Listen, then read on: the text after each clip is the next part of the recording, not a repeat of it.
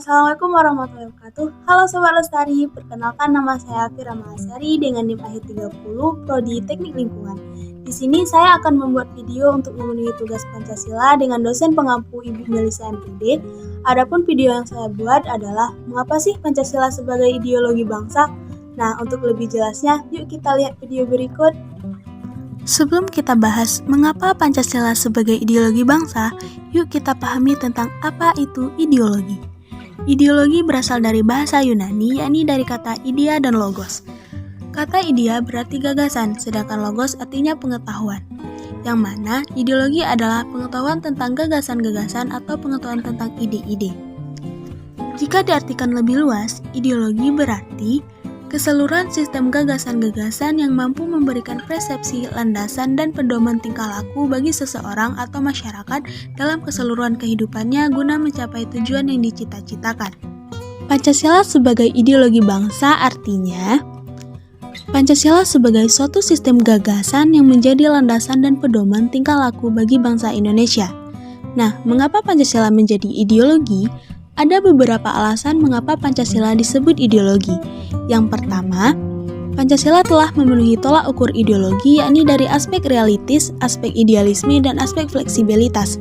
Yang kedua, Pancasila memiliki sifat suatu ideologi, yakni sebagai pedoman, memberi harapan, dan memiliki tujuan.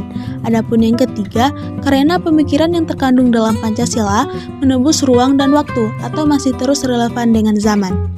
Nah, selanjutnya, arti kedudukan Pancasila sebagai ideologi. Pancasila sebagai ideologi memiliki beberapa kedudukan. Yang pertama, sebagai ideologi bersama, maka Pancasila mengikat seluruh manusia Indonesia. Yang kedua, setiap manusia Indonesia memiliki hak dan kewajiban yang sama atas dasar Pancasila. Artinya adalah hak dan kewajiban untuk menjalankan nilai-nilai yang ada dalam Pancasila seperti nilai ketuhanan, kemanusiaan, persatuan, demokrasi, dan keadilan sosial. Ketiga, bangsa Indonesia tidak lagi perlu mencari apalagi meniru gagasan-gagasan dari bangsa lain untuk memajukan bangsa. Fungsi dan tujuan Pancasila sebagai ideologi. Ada beberapa tujuan Pancasila sebagai ideologi. Yang pertama, sebagai ideologi Pancasila memberi dorongan harapan dan tujuan yang jelas kepada bangsa Indonesia sehingga penyelenggaraan negara selalu berdasar dan bertujuan pada Pancasila. Yang kedua, sebagai ideologi, Pancasila selalu dijadikan sebagai sumber rujukan berpikir dan berperilaku dari bangsa Indonesia. Ketiga, Pancasila sebagai ideologi bertujuan supaya bangsa Indonesia menjalankan nilai-nilai ketuhanan, kemanusiaan, persatuan, demokrasi, dan keadilan sosial menurut amanah Pancasila.